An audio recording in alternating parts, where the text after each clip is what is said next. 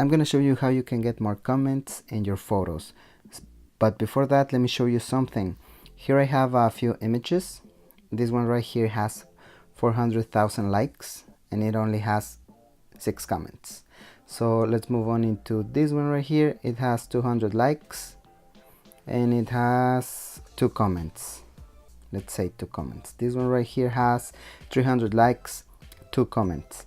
But this one right here has 700 likes and only 7 comments.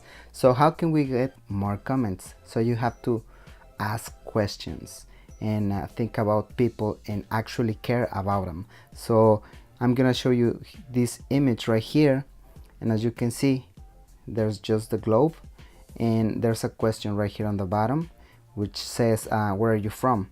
Here's a question right here, and there's also the same question down here. So the hashtags that I used were from the countries where they speak Spanish, and I got more interaction. As you can see, I have 100 comments in this post, and that's the interaction that I had between my followers, and I was answering questions and giving likes. So if you do that, your post is gonna get more promoted by Instagram and you're gonna get even more comments and so on.